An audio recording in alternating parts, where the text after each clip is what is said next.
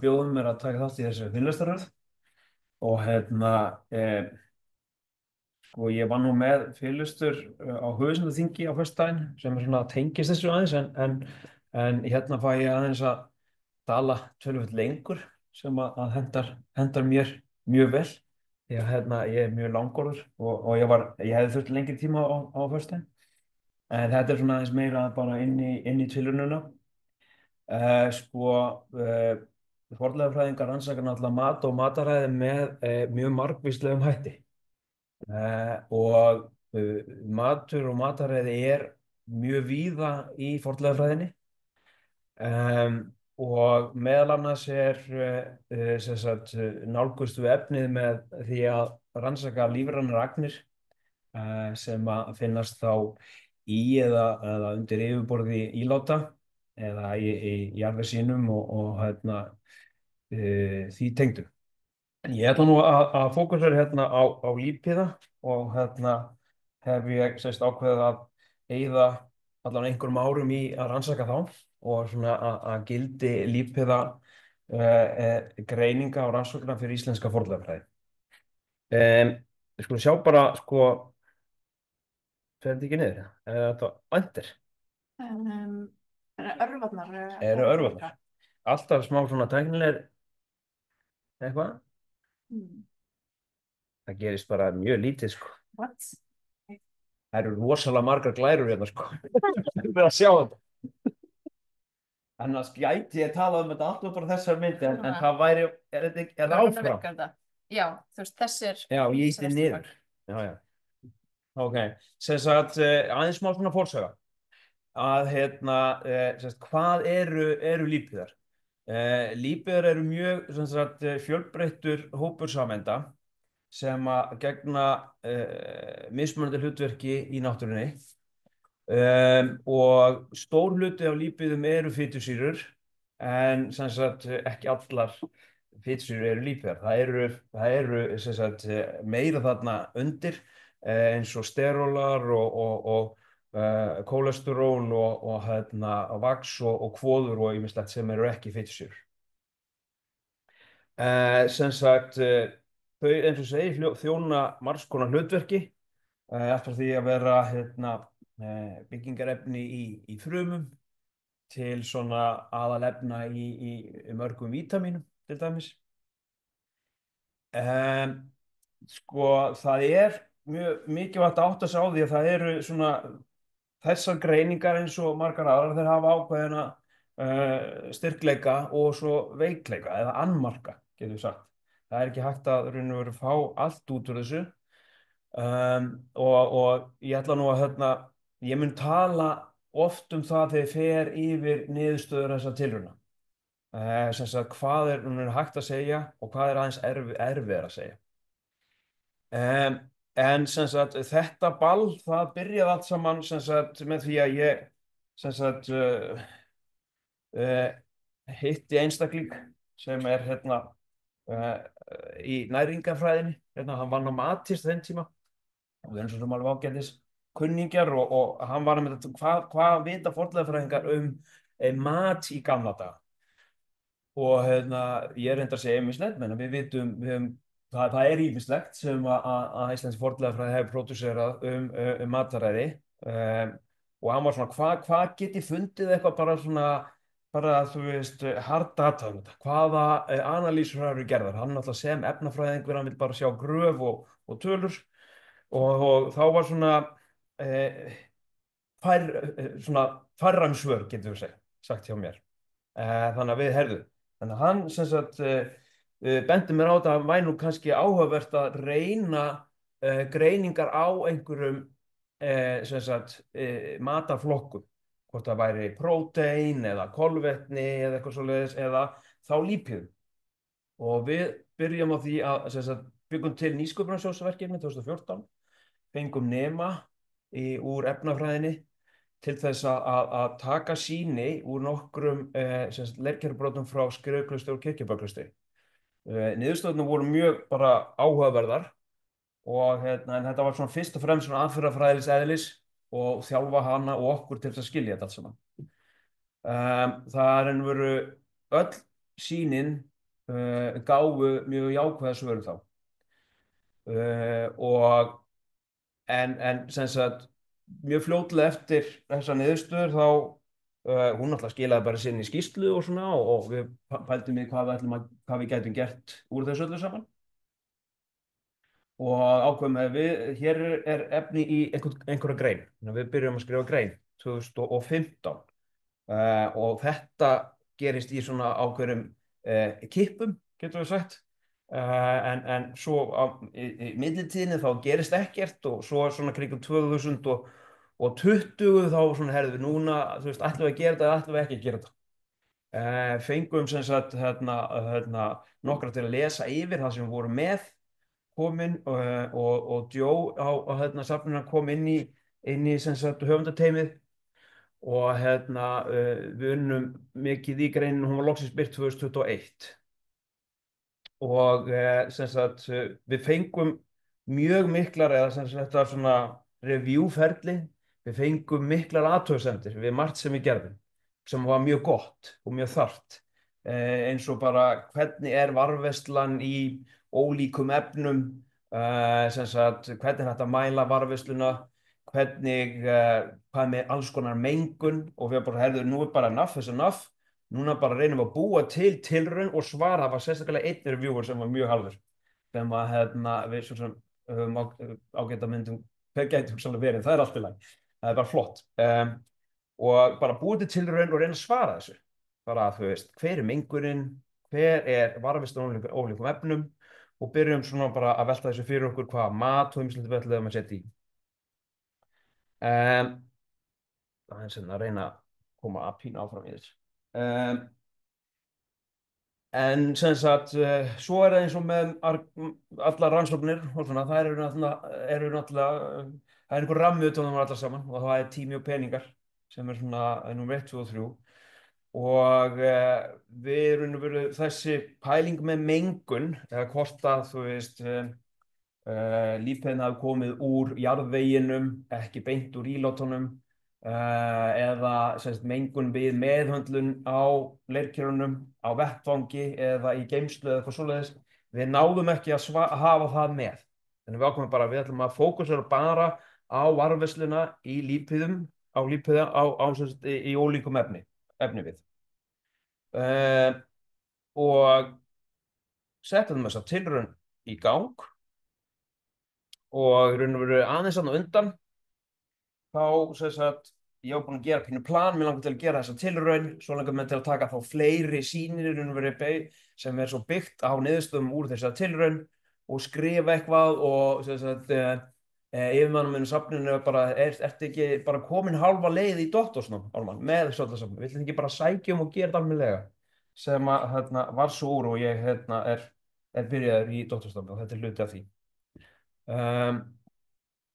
og með þessa tilraun þetta er alls konar svona breytur sem við vildum skoða náttúrulega nummer 1, 2 og 3 varðveislan í ólíkum efni við svo erum við svona með kúriósur sem sagt líka inn í þessu það er hvort að einhverjar geymsluaðferðir sem voru þekktar hérna til að mynda eins og súrsun hvort að það hafi áhrif á varðveisluna en skiptir máli hvort að maturinn sé eldaður í ílátunum sjálfum eða hvort að maður setur eldaðan mat í ílátin og sem sagt tekur sínu svo. Svo er þetta með hvort að leirinn sé glerjaður eða ekki, hefur það einhver áhrif, hvað áhrif gæti sú breyta haft á varðveisluna.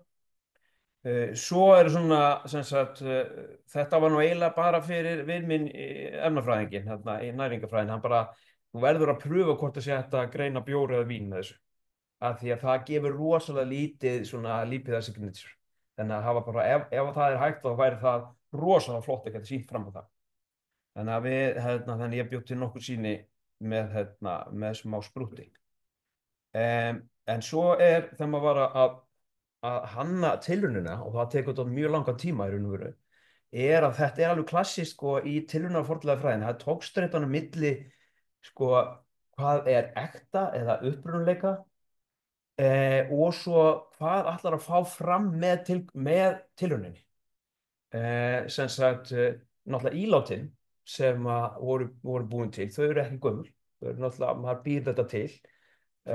Leirinn sem er notaður var líklega öðruvísi, glerjunin er 100% öðruvísi. Hvernig var viðurinn til að mynda sem sagt, varinn fyrir sprungum, það þarf alltaf að kóta hann einhvern veginn með einhvern mætti, hvað efni var þar notað. Þannig að þetta er allt svo, þetta er mjög mörg svona, hvað ég segja, maður þarf að átta sig á því að missa ekki sjónar á hvað maður ætla sér 100% með tilrauninni. Það er að athuga varðveisluna. Þú nærð ekki alltaf að gera, þú veist, ílátin og allar mataraðferðin alveg 100% eins og það var í den tíð. En það má sem sagt simulera ýmislegt en þetta er samt í allir tilraunir fornleifafræði er þetta mjög mikilvægt og þetta er svona ákveðin tólsteita en í staðinn fyrir bara að skauta fram í rauninni þá er hún bara ákveðin hluti af hvað ég segja svona bakgrunni tilraunir. Heyrðu, hérna er bara Bon Appetit, þetta er það sem var meðal annars í matinn. Ílátin, ég er með þau hérna fyrir framan mig hér, þið náttúrulega sem er að fylgjast með voru svona óöppin að koma ekki. Þetta er náttúrulega bara svona gerist þegar maður nennir ekki að mæta sko. Þá missum bara einhver skemmtilega. En þetta fyrir frá mig eru ílátin sem voru búin til og það var ákveðin hönnun í þessu öllu saman. Þau þurftu að halda ákveðinu magni af vökva eða af mat og þau urðu að vera þannig að það væri auðvelt að loka þeim og þar fram eftir götunum. Ég byrjaði sko að hafa samband við leirkerja eða listakonu sem bjóð til leirkenni fyrir mig og ég er mjög ánægður með það að hafa búið til mjög mörg af þeim, því mér finnst það fallegt þannig að ég hafði með safnið og ég, bara við eigum þetta er raunveru og ég drekk stundum te úr þessum sem er glerjað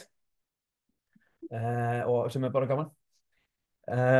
Og svo var rennismiður sem gerði viðarílátin og það var fura og eik fyrir valinu og líka þessum breytum sem maður var aðtöfa er einhver munur á mjúkvið og harðið í þessu því að þú veist furan er mjúkviður og eikin er harðiður.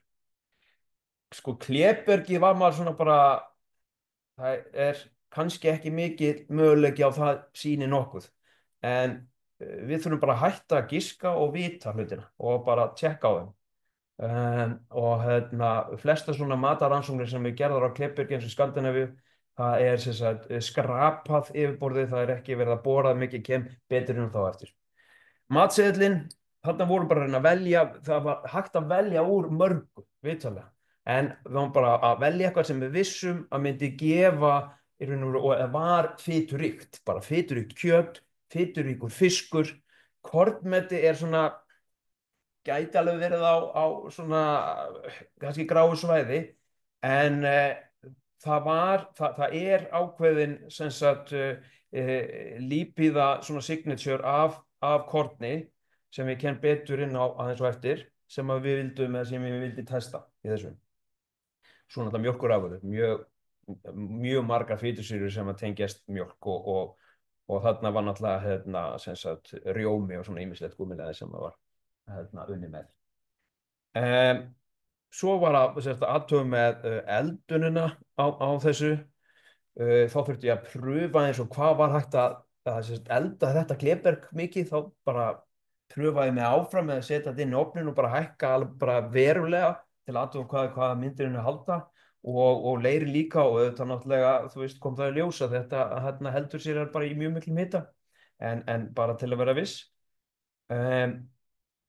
Allt ferlið, eldurinn og allt þetta var bara skráð og ljósmynda og af því þetta er náttúrulega bara í raun og veru eins og hver önnur fornleifafræðileg rannsókn, það er ekkert, þú ferð ekki tilbaka þegar þú byrjaður þá er eins gott að allt sé 100%. Ég tók hvern mataflokk fyrir sig í einu, elda hann 100%, lokaði ílátunum og settu þau í lofttætta kassa og svo inn í kæli. Uh, Svo til þess að aðtöga hvort þetta hefði nú verið rétt gert allt saman og sína tökuferli sem ég var búinn að æfa hvort að það væri rétt þá sem sagt ákvað ég að taka búið til 4 aukasýni skokkaði út í bónus, keypti lambakásu og hitaði hana og setti í leirker 2 og við bjó til sem sagt, aukasýni sem voru send út bara til að og fóru í gegnum allt þetta ferli, í rauninni sýnatökuferlið bara til að aðtöku hvort að það væri sátt og niðurstöðuna komu, þetta var sendt út í York og niðurstöðuna koma og þetta bara sýnir sig að vera bara mjög, allt gekk bara mjög vel og þetta var alveg fullt og mettað af fitum sem hefði var bara vel getað auðvitað átt að segja á en bara þurfti að vita 100% hvort það væri kannski einhver mengun eða eitthvað svoleiðis en þetta virðist vera bara að hafa gengið rosalega vel ekki vera hrædd við þessi gröf þarna. Ég mun koma betur svona inn á það hvað þetta þýðir og hvað maður er í raun og veru að leita eftir en þetta er bara til að svona garantera að það sem við vorum búin að byrja með var bara rétt. Svo þegar við vorum ég tala alltaf mig í fleirtölu ég er búin að taka eftir því það er nú kannski álþarið þegar að ég sem sagt, bara, ég tala við bara á safninu eða bara vissi samfélag nei, það er bara ég og í þessu þegar að ég var búin að fá 100% að vissum það að ferli var rétt þá byrjaði ég og tók þá sýnin sem var búin að vera í kæli eða sérst ílátin tók matinn úr og það var náttúrulega mjög mikilvægt öll tæki, allt umhverfi og allt sótthreinsa þannig að alltaf á milli hverju einustu sýnatöku sem var framkvæmt og sem sagt með öll ílátin þá var maturinn fjarlægður, yfirborðið var hreinsað og svo var borað og efnið sem kom upp safnað saman sett í tilraunaglös þetta er með svona pínu svona dæmi og þið sem eru að fylgjast með getið séð þetta annars hefði ég hendt þessu frá skjánum þess að við komið næst en þannig að þetta var bara safnað í svona tilraunaglös þetta er furan til dæmis eitt af svona tilraunasýnunum sem ég bjó til maður þarf ekkert rosalega mikið í þessar greiningar það er raun og veru bara eitthvað rétt svona sem er nóg 500 milligram er alveg bara feiki nóg í þessu sum grömmin eins og hérna ertu með 5203 milligram sem er mjög stórt sýni en greiningarstofnun var bara mjög ánægð með það að fá stór sýni bara, þá getur bara keyrt þau oftar og bara ekkert vesen þegar er búið að taka í raun og veru sýnin búin að setja tilraunaglös þá eru þau sett í frysti -28 gráður og svo tók við í raun og veru skemmtilegur tími því að York svaraði mér ekki ég var bara hvenær á ég að senda út sýnin og það var bara ekkert svarað og ég fór í smá fílu og tók þessu smá persónulega en samt auðvitað ekki því að þetta er mjög stórt lab og þeir eru að vinna náttúrulega líka mikið bara svona commercial og þá er kannski svona smá verkefni ekki mjög hátt skrif, það er bara svoleiðis þannig að ég fann nýja greiningarstofu í Durham og þeir voru mjög spenntir fyrir þessu verkefni og sérstaklega að pröfa þessar greiningar úr öðrum efni við en leirker út af því að nánast 99% af öllum þessum greiningum í Evrópu eru gerðar í leirkjum það er bara algengasta efniviðurinn í matarílát Um, og þess vegna vildi ég kanna til að mynda viðin og önnur efni að því að leirkynni koma svo seint hingað inn. En núna hérna, sko, ég verða aðeins að kynna þessa efnafræði og svona sem er bak við þetta, en það verður eiginlega að segjast að maður er náttúrulega að læra þetta svona bara dálítið mikið frá grunni. Ég hef náttúrulega ekki mikið grunn í þessu öllu saman, en samt, þú veist, er búinn að tileinka mér ákveðið lingó og hérna, skil svona grundvallaratriðin í þessu. Og hér er sem sagt bara sko, ferlið þegar að Greiningarstofnunin fær þetta hérna, þess að sýnið til sín, hvað tekur þá við? Númer 1, 2 og 3 er að sortera sýnið. Það er fullt í sýninu sem að þeir hafa engan áhuga á og ekki ég er bara, það er margt í þessu, ég er bara fókusur á lípiðina. Það er mjög margt annað inn í sýninu. Það þarf að henda því í burtu fyrst. Og það er gert með ýmsum leiðum. Þarna á þessu grafi er það gert með hljóðbylgjum og þegar þetta er komið þá er það sem eftir er, ég er ekki náttúrulega með það er náttúrulega bara í dörum, það er vökvi sem inniheldur þó bara fitusýrur eða bara lípíðana. Þá tekur við tæki í þessu og þau getur verið margs konar til að greina, en svona undirstöðu tækið í þessu er kromatografí og það er þá annarkvort notaður vökvi eða gas.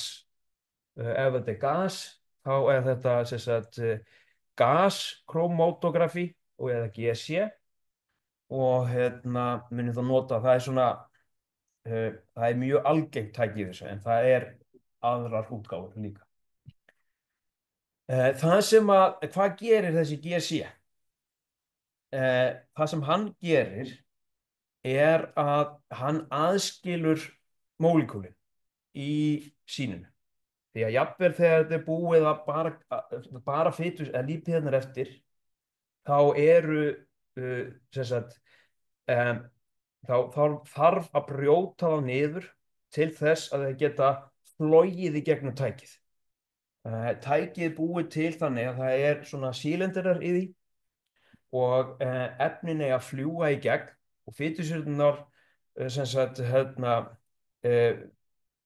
vilja það stundum ekki, af því að það er sykrur á þeim sem þarf að skera í burtu. En þegar að sýnið ferðast í gegnum tækið, þá er það þannig að léttustu sameindirnar þær koma fyrst út og þyngri seinna. Þannig að gröfin sem að þið eftir að sjá alveg núna í Langebanner, þau eru með svona tímaás og þannig að það er hægt að sjá sameindirnar sem koma á þegar lengra í liðið er þá stærri sameindir og það er mikilvægt fyrir alls konar þekktar fitusýrur. Hérna er þetta bara og þetta er eitt af gröfurum sem ég fékk í hendurnar eftir mína tilraun og það sem þið sjáið, og núna eiginlega bara verð ég kannski stíga eins og mynd því að það eru hérna mjög gott fólk sem að mætti og áskilið að ég sýni þetta almennilega. En ég ætla að vona að þið heyrið samt. Sko, hér er magnið eða svona intensity af fitusýrunum og hérna er tíminn sem þetta er að raun og veru að koma út úr tækjum. Hérna á 10 mínútum, þetta eru 20 mínútur, 30 mínútur og 40 mínútur. Þetta er mikilvægt að því að áður en þetta var gert, þá var tækið kalibrað, það var búin til ákveðin baseline. Þá var búin að sprauta inn í tækið öllum þekktum lípíðum og þeir birtast á ákveðnum tíma sem sagt á þessum gröfum. Og ef að topparnir, þetta sjáðu tíma, hérna er fitusýra sem er að toppa á 23. mínútu, 001 með þess að, ef þetta passar við baselínuna, þá er hægt að segja 100% að þetta er identified eða er þekktu lík. Og þetta hef ég verið að dúlla með viðdóti núna síðustu vikurnar, er að fara yfir gögnin frá Durham og raun og bera saman allt sem alla lípíða sem alla toppa hérna við hvort að það sé rétt við raun og veru það sem var þessa baseline. Og og maður verður dálítið skrítinn á þessu öllu saman því að nöfnin á þessu eru rosaleg sko, á þessum fitusýrum. Niðurstöðurnar eru eftir sem sagt, mataflokki og efnivið. Nú munum við fara yfir niðurstöðurnar og sem sagt, eftir hverju mataflokk og sýna ykkur varðveisluna í ólíkum efnivið á þessu mataflokki. Og það verður alveg ógeðslega mikið af þessum skemmtilegu gröfum og bara þið verða að lifa með mér gegnum þetta allt saman. Og svo sem sagt mun ég sýna sem sagt gröf sem eru raun og veru hlutfall af greinanlegum lípíðum því að kromatogröfin þau sýna bara alla toppana, það er ekki þar með sagt að það sé 100% identified lípíðar. Ok, eru þið með? Ok, það er bros sem var sést í sal. Ok, hérna ætla ég að sýna ykkur hvernig þetta er gert. Þetta er svona eru líta niðurstöður út úr hverju rönni eða hverju sýni. Hvert sýni var keyrt 3 sinnum í gegnum tækið í mismunandi magni í hverju skipti. Og fyrst fær maður þessa hérna töflu. Og þetta er í raun og veru bara tölfræðileg tafla, quantitative result tafla. Neðar í skjalinu er svo það sem er sem sagt identified, eða það sem er sem að greinandinn getur sagt að sé 100% lípíðar. Og ég er búinn að merkja við hérna 2 sem er þessi nöfn sko. Þú veist, þeir eru svo, ég er að vinna í því að finna ný nöfn á þetta allt saman, en vinnurinn næringarfræðina, hann er á móti því. Það er hérna tyrmandagræna með því arachidete og þetta er fitusýra sem er mjög nátengt sem sagt kjöti. Og hún er greind í þessu sýni, eða hún er identified og hérna á 27,643. Nei, það er ekki rétt. Þetta er hérna. Rosalega sést þetta illa. Það sést miklu betur skjánum með mér. En allavega að þegar maður sem sagt þetta er greinanleg lípíður og hérna er sem sagt það er mikið á honum 987 mikrogram per milliliter. Þetta er ekki mjög stórt, þetta er bara pínu lítið. Og hérna er toppurinn fyrir þessa fitusýru. En það er alveg alltaf þannig að þessi hæsti toppurinn sem að gefa 100% svar. Því að þetta þarf að passa.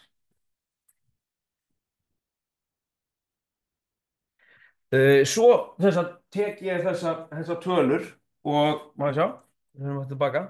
Það er raun og veru þessar hérna tölur, magnið af þessum lípíðum sem er 100% greind í þessu sýni. Og fyllið út Excel-töflu. Þetta er sem sagt fyrir þetta sýni. Þessi hérna, þetta er sem sagt, það er þessi hér, raun og veru. Og þetta er þessi fitusýra og þetta er raun og veru búið að breyta þessum fitusýrum í methyl estra sem tengt þessu feilgreiningu.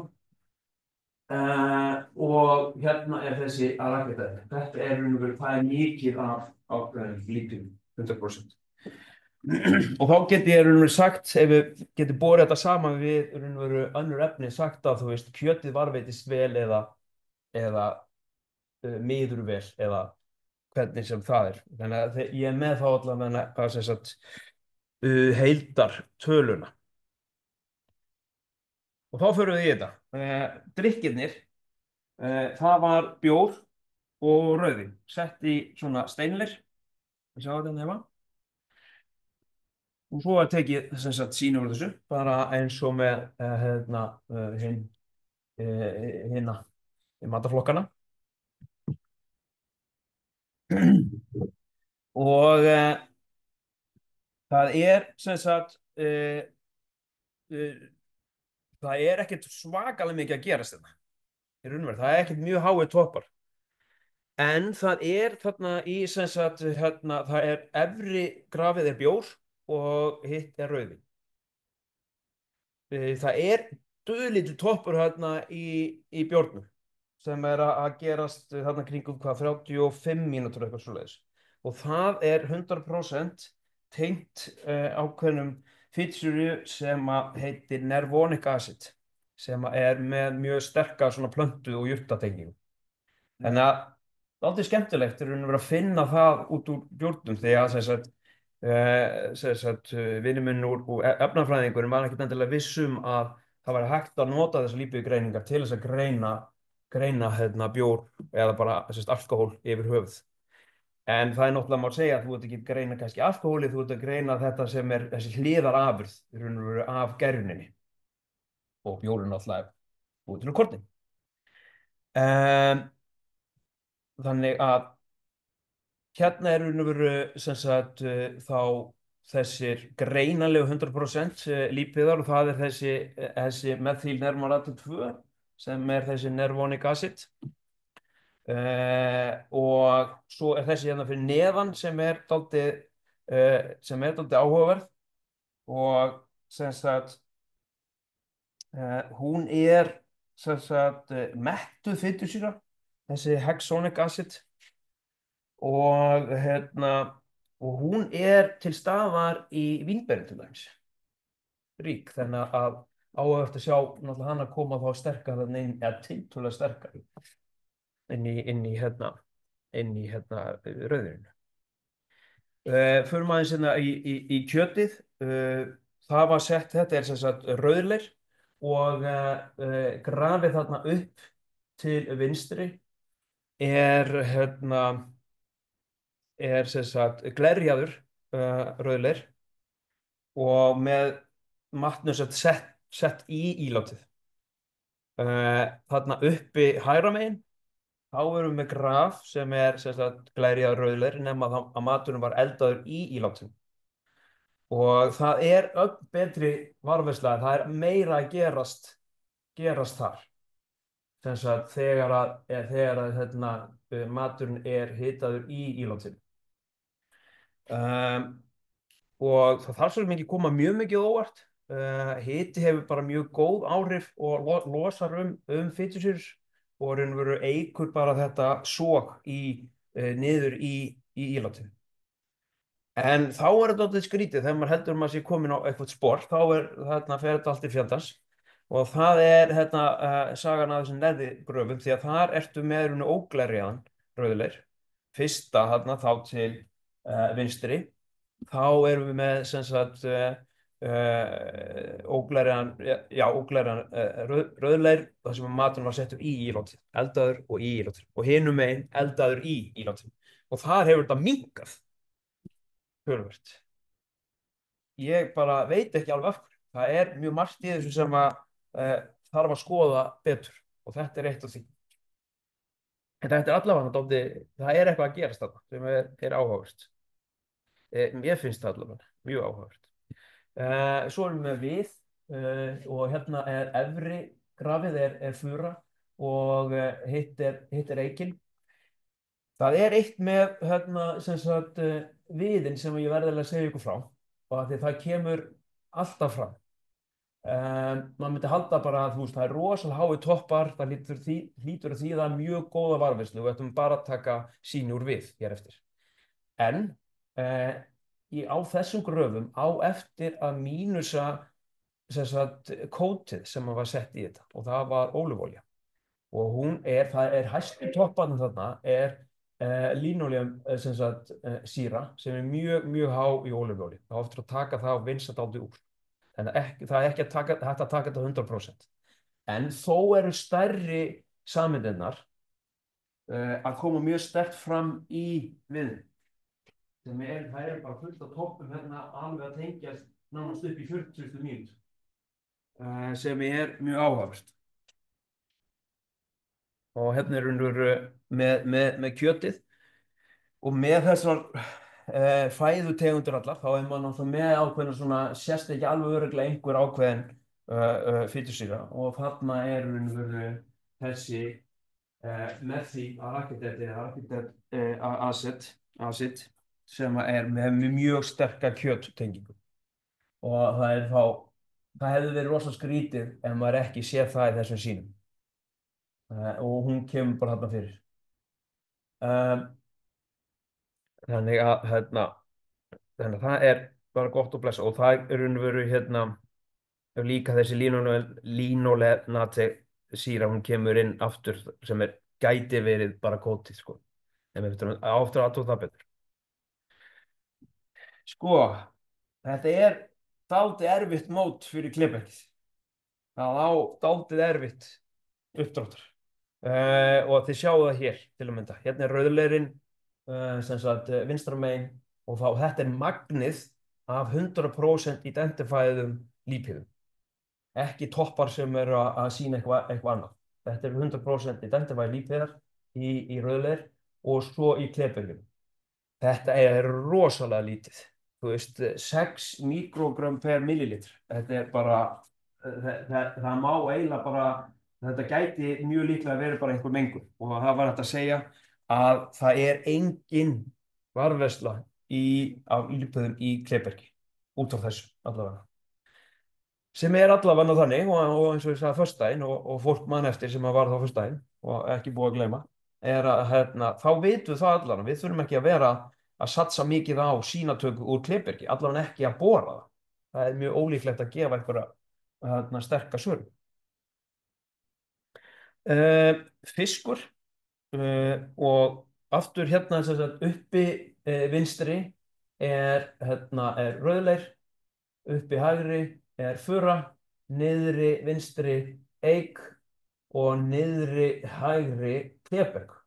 Og svona er maður alltaf að tala á móti sjálfum sér sem er dálítið skemmtilegt því að þarna virðist koma pínu lítið sem sagt hjá Kléberginu og það helst í þessum allra minnstu sameindum eins og þessi hexonet acid til að mynda sem að ég veit ekki alveg af hverju hvað hún er að gera þarna en það oftar aftur það betur.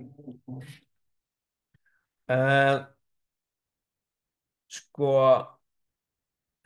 það er líka það verður að hafa það í raun í huga í alla þessar rannsókn er að sko sýnafjöldin er ekkit rosalega mikill og að geta sagt eitthvað bara mjög sterkt eitthvað bara að svona er varðveisla lípíðum í þessu efni það er vandkvæðum bundið en þetta eru ákveðnar vísbendingar getum við sagt. Þetta er þá í raun og veru bara gröfin að þessu og þetta er eitt af dálítið á vesinum og ég er að reyna að finna betri leiður til að presentera þessa niðurstöður og líklega er betri leið að sem sagt, setja fram hlutfall af sem sagt, greinanlegum lípíðum af því hérna til að mynda eða út með sem sagt, skalinn ef maður þarf að setja skalan alltaf hann er alltaf eins upp í 16.000 mikrogram þá er bara því að þetta er svo lítið varðveisla í öllu öðru en í furunni þá er raun og veru bara sér maður ekki en það er alveg til staðar, hún er bara mikið minni en 4.000 sem sagt ég er í vinnu við það að heyra í þeim í dörum hvernig er best að raun og veru búa til þetta hlutfall. Mjólkin, eða mjólkurafurðir. Það sem ég setti í ílátin var sem sagt skyr og rjómi blandað saman. Uppi þarna eru sem sagt, þetta fylgir sömu möndrunni nema klébergið er ekki með í þessum flokki. Um, það er sem sagt uppi þarna er rauðleir, svo er fura, svo er eik og það eru svona svipaði toppar þarna sem sagt í viðnum. Ég ætla að færa hérna þetta hér. Geti fært sem sagt svona, þá sé ég það sem ég var búinn að skrifa hérna sem getur verið ágætt. Já. Og hérna, en það er aftur hvernig líta sem sagt, þessar 100% greinanlega lípaðir út af þessu, en þess að ég er búinn að segja mörgum sinnum, það er ekkert alveg endilega að sem sagt topparnir, þú veist, þessi hérna sé bara, þú veist, þetta er 100% þessi línuleg aset, að hún er oft í kringum 27 mínútur eitthvað svoleiðis, hún þarf að vera 100% á réttum tíma til að vera sem sagt 100% greinileg. Þannig að hér er sem sagt þá þessi greinur lípiðar í þessum efni við rauðleir, fura og eik, og aftur er bara viðurinn mjög sterkur og hérna og greinilega bara taka mjög vel upp á þessum lípiðum og skilja sig vel inn í þessi sýni. Og það er eitt af bara stórum höfverkjunum er bara, þú veist, eða bara virkilega komast að því hvað er svona spes við viðinn, en ég kem aðeins betur það aftur. En það hérna eru áhugaverðar fitusýrur sem maður leitar eftir, eins og fyrir mjólkina það er það sem sagt palmisic acid, það er og hérna mýristóleit, þetta er einn. Það er sem sagt, það eru sýrur sem eru mjög sterkar í mjólk. Og hérna, en það svo er margt í þessu sem er dálítið skrítið, en hérna, það er til að mynda að DHA hérna sem er mjög rík í fisk, ég er að koma mjög hátt hérna, ég veit ekki alveg, þú veist, það er margt í þessu sem þarf að aðtöða betur. Kornið, hvað hef ég hér löngum um tíma þegar? Förum aðeins yfir þetta. Þetta er kornið. Og það er sem sagt aftur sama, það fylgir sama, þetta er raun og veru hérna, rauðleirinn, hérna, furan hérna, uppi í hægra megin, hérna, eiki niðri vinstra megin og klepvergið niðri hægra megin. Sko, kornið, það er hérna, mjög vandasamt af því að þegar það er hitað, þá sem sagt, losna ekkert alltaf lípíðar úr korninu. Þetta eru mjög stórar sameindir sem eru lípíðasameindir í korninu og stundum losna þær ekki úr og fara í ílátið þegar það er verið að hita mat. Þess vegna eru þá frekar athugað þá með hérna, steróla, eitthvað svoleiðis, og mér sýnist, ég var bara að fara yfir þetta þegar ég var að fara yfir þetta í dag, betur, að sem sagt, þeir í Durham hafi ekki tekið inn dálítið af sterólum og það þarf að athuga það eins betur til þess að greina kornmetið. Og hérna, þetta sjáið að það er, ef við förum hérna niður, þú veist að þessu sem er svona identified, það er ekkert rosalega mikið og það er hugsanlega það sem er hérna í förunni, þessi hérna, þetta verið bara úr kótinu, verið ólífólíum sjálf. En það þarf að athuga þetta tölvöld betur og reyna að fá inn sko, sterólana, vöxin og kólesterólið inn af því að það er sterkt í kortinu. Svo bara, þú veist, af því að maður er forvitinn, þá bara hefur súrsun einhver áhrif. Og þá var pröfað að setja mysu yfir sum ílátin og athugað. Og það er alveg svona, þetta er ekki alveg klippt og skorið, greinilega, því að til að mynda með kjötið, Hérna er kjöt og egg, sem er sett egg, og svo er sem sagt samanber þegar var sett misa yfir. Og það sem hefur gerst hérna er það að varðveislan hefur bara algjörlega hrunið. En það er ekki alveg eins hérna með kornmetið og egginu.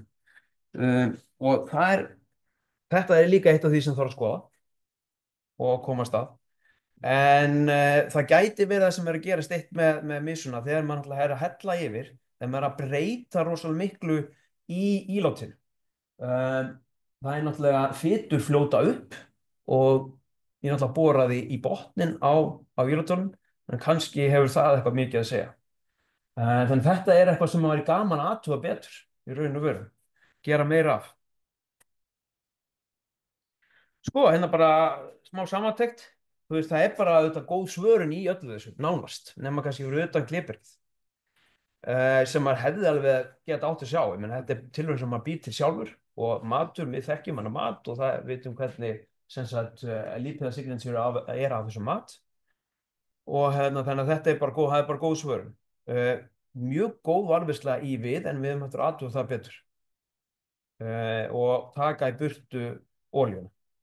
Og svo er spurning hvort það sé einhverju lípíðar bara náttúrulega í viðnum. Það þarf að fá það líka 100% á hreint. Svo virðist vera einhver áhrif á þessu súrsun. En sko, það er sko í raun og veru, ég er bara rétt byrjaður að kíkja á þetta. Og hérna, þannig að það er mjög mikið eftir að gera og átta sig betur á í þessu niðurstöðu. Þannig að það er ekki öll kurl komin til grafar í þessu og þið munuð alveg örugglega þurfa að sitja 2-3 fyrirlestra við að fara yfir þessi gröf og þið verðið öll að mæta. Sko svo er líka bara hvernig er niðurbrot lípið almennt? Þú veist, hvernig mælir maður varðveislu? Þetta er eitthvað sem ég þarf og er að fara bara að byrja að lesa mig til 100%, þannig að þetta verður hægt að setja þetta í samhengi við eitthvað, því að þetta niðurstöðunar þessu verður sem sagt grunnurinn að fyrstu greininni í námið. Svo er aðtuga hvort yfirborð mismunandi efnis hafa eitthvað áhrif, þannig að það er mjög margt sem þarf aðtuga. Takk hérlega.